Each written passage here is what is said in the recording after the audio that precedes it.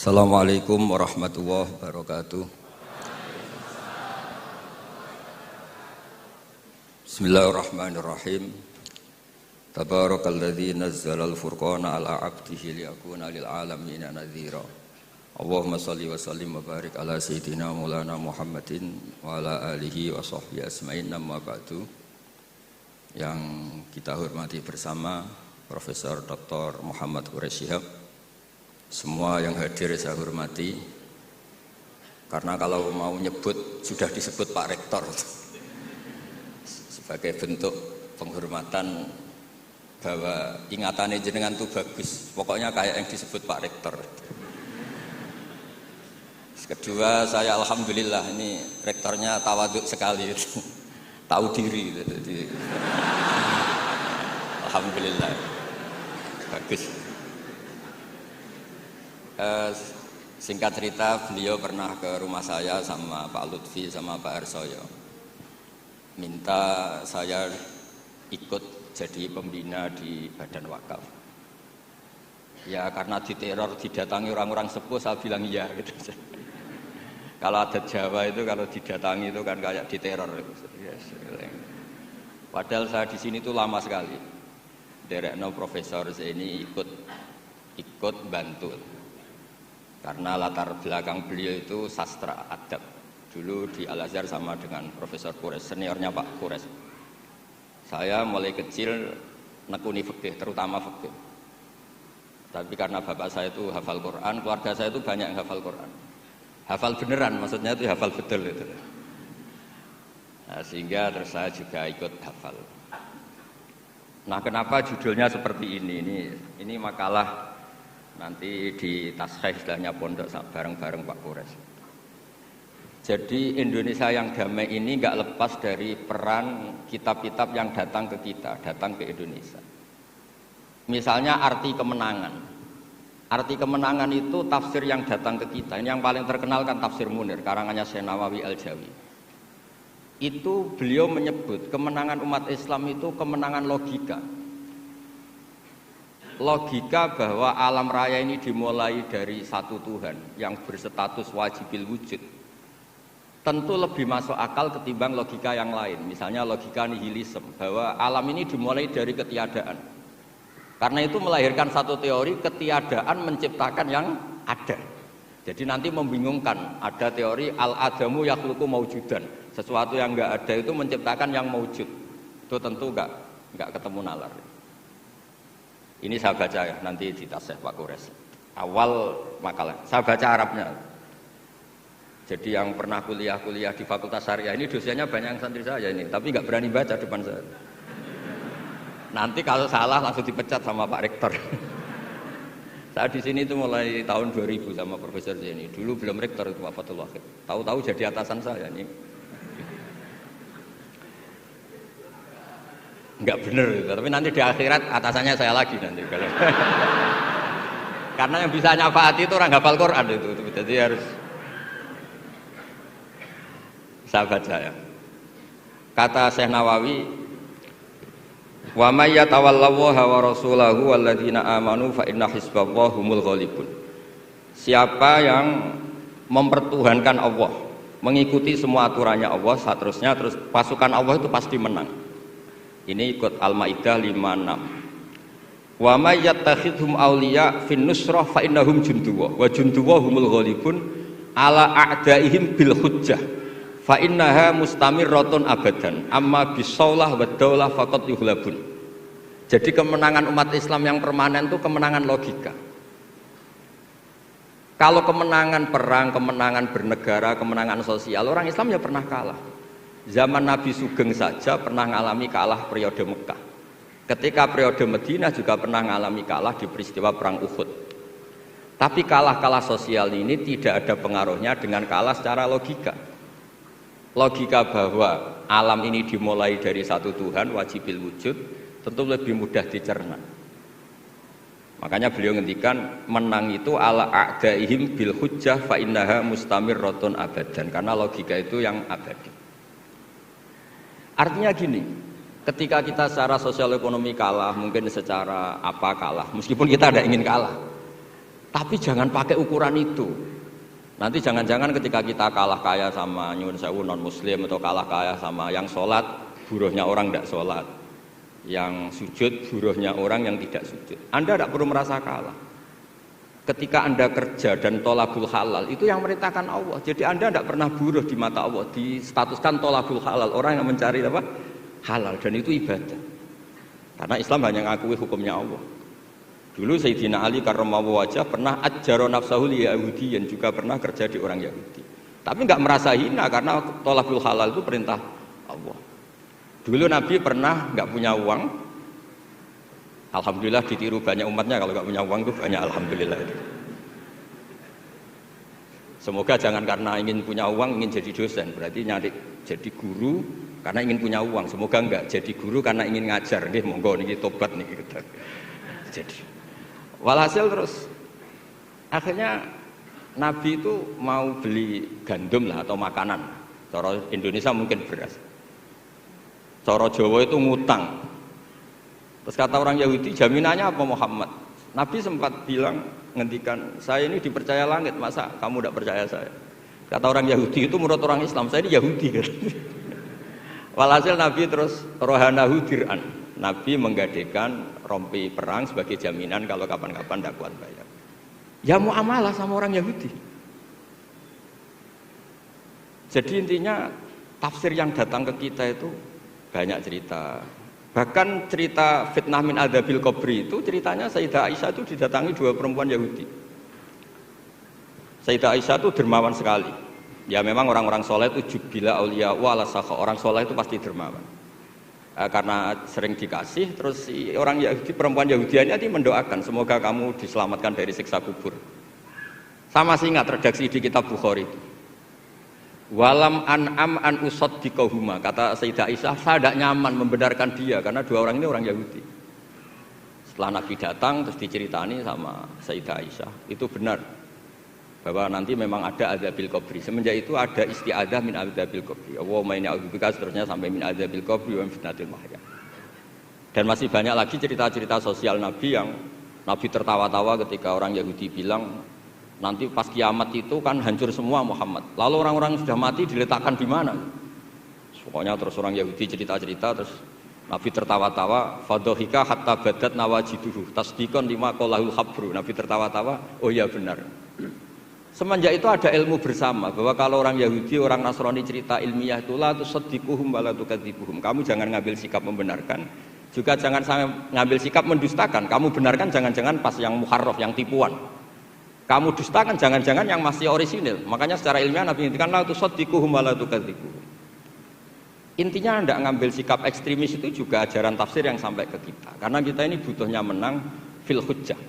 Dan Allah sering ngendikan di beberapa ayat, diantaranya tentu qul falillahil hujjatul baligh. Makanya di sini saya itu profesor sering ngaji di sini Pak Kures, tapi entah lupa apa enggak, saya tuh sering ngaji direktorat sama Pak Fathul Wahid. Harusnya sudah jadi kiai, karena sering ngaji sama saya. Tapi kalau jadi kiai kan kata Profesor Zaini itu pernah cerita, kalau jadi kiai itu rezekinya agak jelas, enggak per bulan dapat apa? Gaji. Makanya Pak Zaini pas ketua ini sayang Bu Ova nggak hadir karena beliau di Jakarta, putri Pak Zaini sekarang yang jadi rektor di UGM. Itu ada ustadz latihan nyai itu jatuh di Indramayu, pas itu beliau ketua wilayah itu Kemenak di Indramayu. Itu jatuh, santrinya tuh susahnya bukan main, tapi kata kiainya nggak apa-apa, masih kan. Ternyata yang dipegang itu salam template itu. Jadi badannya nggak dipikir tapi masih. Karena dulu jadi kiai itu susahnya minta ampun. Makanya profesi ini sudah jarang yang mau itu. Kalau jadi kiai artis banyak yang mau karena makanya saya jadi kiai di UI itu sering istighfar. Jangan-jangan ini kategori elit sehingga hisabnya besar. Makanya saya ini termasuk kiai orisinil. Jadi saya dipaksa jadi kiai di sini tapi sering nggak mau karena saya ini kiai betul. Jadi kalau fasilitas banyak takut hisab. Kalau kiai nggak betulan fasilitas banyak tambah seneng. Nah ini bukan nyindir siapa-siapa, ini memang aturan ikhlas begitu, mukhlishina lahuddin, enggak nyindir siapa-siapa, mengaturannya begitu. Saya cerita di keluarga saya yang masih megangi itu. Di pondok itu ajaran pertama itu tauhid, dan itu mesti diajari sifat pertama Allah itu wajibul wujud. Wujud kita baqa mukhalafatul hawadis. Dan mereka sering beri contoh. Kenapa tafsir Munir bismillahirrahmanirrahim? Pertama yang diterangkan oleh tafsir Munir, Senawi Al-Jari. Kenapa Al-Qur'an dimulai dari ba? Dan ba dimulai ada titiknya satu. Itu Allah seakan-akan mau maklumatkan bahwa awwalu hadhil mawjudat adalah nuqtah wahidah. Pertama wujud, kamu gambar apa saja, saya sering cerita ini tak ulang-ulang. Kamu gambar apa saja, entah gambar jelek, entah bagus, tetap dimulai dari satu titik. Angka 1 juta sampai 1 miliar 1 triliun tetap dimulai dari angka 1. Sebab itu bak di situ kata Syekh Nawawi adalah bi kana makana wa bi yakunu mayakun. Dengan saya kata Allah yang ada menjadi ada, yang mau ada saya yang mengadakan. Unsur utamanya saya kata Allah. Nuqtatil wujud. Artinya gini, andaikan kita neladani tafsir-tafsir yang ada di Indonesia, kita ini pasti menguatkan akidah. Bukan menang kalah urusan sosial, urusan apa. Itu kedua ketiga lah, syukur-syukur menang. Tapi kalau kita paksakan itu yang nomor satu, pasti kita sering kecewa. Itu rektor UI itu mesti miskin tuh dibanding pengusaha-pengusaha Jakarta itu. Itu kalau nggak terima, saya ini rektor Universitas Islam, masa kalah kaya, kan repot nanti. Tapi barokahnya qanaah, alhamdulillah gak apa-apa. Ya jadi jelas ya di sini beliau ngendikan yang menang hujah itu fa innaha mustamirratun abadan. Logika itu mustamirratun abadan. Dalam kitab Fathul Bari sarahnya Shahihul Bukhari dijelaskan kemenangan umat Islam itu iltidza dan aklian. Kita punya akidah yang secara akal itu nyaman. Coba Anda misalnya jadi muslim, Anda mungkin profesor, kayak alim, kayak top. Terus ditawari satu teori begini. Hadil maujudat khalaqahal adamu misalnya. Ini yang alam nyata ini, penciptanya adalah ketiadaan. Kamu pusing 7 keliling. Ini gimana sesuatu yang ada kok penyebabnya ketiadaan. Sebab itu dulu ada sahabat namanya Jubair bin Mut'im. Itu tokoh besar di kafir Quraisy. Saking tokohnya dia yang jadi utusan untuk membebaskan Asra Badrin, tawanan Badar. Pas dia nginep di masjid nunggu ketemu Nabi, Nabi pas sholat maghrib baca wattur wa kitabim mastur fi raqqim mansur. Didengerin sama dia sampai pada ayat am khuliqu min ghairi syai'in am humul khaliqun. Masa alam raya yang seluas ini kemudian diciptakan tanpa sebab yang ada? Atau kamu-kamu yang enggak mengakui Tuhan itu kamu pencipta langit dan bumi? Am khalaqus samawati wal ard bal la yuqinun. Nangis dia. Nangis terus sungkem masuk Islam. Sampai ngendikan fakaan nama sudi aqalbi. Sebagian riwayat kada qalbi ayatir. Dengan logika yang dibangun Quran itu hampir habis, saya habis. Karena Quran sangat demokratis. Qul ara'aytum ma tad'una min dunillah aruni madza khalaqu minal ardi am lahum syirkun fis samawat. Kalau Anda merasa jadi Tuhan enggak apa-apa. Tapi tunjukkan reputasi Anda. Apa Anda menciptakan langit bumi? Apa ketika saya bikin langit kata Allah kamu ikut urun? Saya sering cerita apa kamu ikut nyumbang semen pas saya bikin langit? Enggak kan? Malah sebagian ayat Allah ngendikan ma asyadtuhum khalqas samawati wal ard. Mereka-mereka yang kamu tuhankan ketika aku bikin langit bumi, mereka di mana? Membantu saya apa kata Allah? Kok enak tahu-tahu jadi Tuhannya bumi, nggak ikut bikin, ikut jadi Tuhan gitu. Itu habis Jubair bin Mut'im. Akhirnya masuk Islam. Artinya gini, ketika Islam belum kuat, masih banyak ashabis sufa yang miskin, mondok saja numpang Nabi. Itu hujahnya sudah menang. Makanya kata Syekh Nawawi, yang mesti menang itu hujah fa innaha mustamirratun abadan. Ya dicicil aja satu aja ya, nanti kapan-kapan ketemu lagi. Terus ini yang agak rileks, ini yang spesial. Saya itu jarang pergi sama istri saya gara-gara memang adatnya gitu. Tapi karena soal Pak Kores tadi istri saya ikut karena Pak Kores juga bawa istri. Ini spesial betul.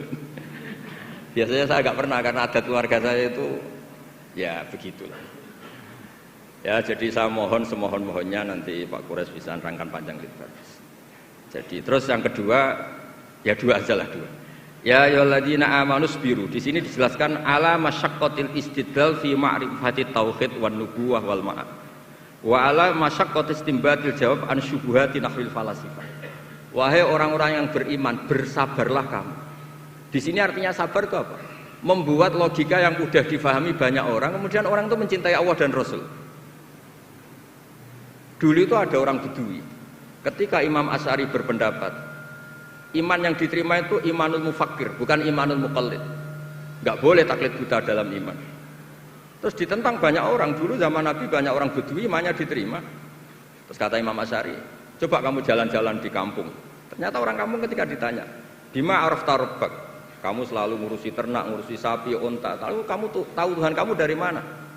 Jawabnya orang Arabi ini, al-ba'ratu tadullu alal ba'ir wa atharul aqdam yadullu alal masir. Ada kotoran ya ada sapinya. Kalau ada bekas orang lewat ya pasti ada yang lewat. Artinya kalau ada makhluk itu pasti ada atharun min athari qudratillahi ta'ala. Pasti ada bukti yang menciptakan. Itu ulama terus bikin logika. Lah yang saya sering cerita paling populer di kitab saya punya kitab namanya Nailul Ma'mul, karangannya Syekh Mahfud At-Turmusi, itu orang Indonesia juga. Beliau nukil dari cerita Imam Amudi, saya cerita di mana-mana. Imam Amudi itu gurunya Syekh Izzuddin bin Abdussalam, Sultanul Ulama itu punya guru namanya Imam Amudi. Itu senangannya ngajar matematika, bukan ngajar tafsir, ngajar matematika. Terus ketika beliau meninggal, muridnya tanya. Tadi Profesor Quraisy juga cerita mimpi. Ini saya cerita mimpinya Imam Amudi. Ma fa'ala bika rabbuk, yang diperlakukan Tuhan kamu itu apa? Ada hanya pengajar matematika. Terus kata Imam Amudi, ternyata ketika Allah ketemu saya ngumpulkan banyak malaikat disuruh ngajar saya. Sama siapa teknya? Istadilla ala wahdaniyati bi hadrati malaikati. Coba kamu terangkan cara menemukan saya bahwa saya ini satu di depan para malaikat. Kalau malaikat kan sudah tahu karena bawa aras, bawa surga neraka. Kata Imam Amudi, beliau ngendikan semuanya adalah, beliau ngendikan angka itu 2, 3 sampai 1 triliun sampai berapapun, nisbatu dzalika ilal wahid nisbatul far'i ilal asli. Angka itu entah 2, entah 4, entah 1 miliar, 1 triliun. Dibandingkan angka 1 tetap namanya nisbatul far'i ilal asli. Tetap semuanya itu tabang dari angka 1. Fasabatal wahid jalla jalaluh. Maka yang mesti abadi, yang mesti ada al-wahid jalla jalaluh. Allah senangnya bukan main. Loh ini loh pinter, enggak jadi malaikat sudah ngerti kalau saya ini satu. Nah itu ya pinternya ulama. Isbiru ala masyaqqatil istidlal fi ma'rifatit tauhid. Nggih, clear ngoten mawon. Monggo niki kula saya bulbel karena saya niki anak buah Pak Wahid. Monggo jenengan.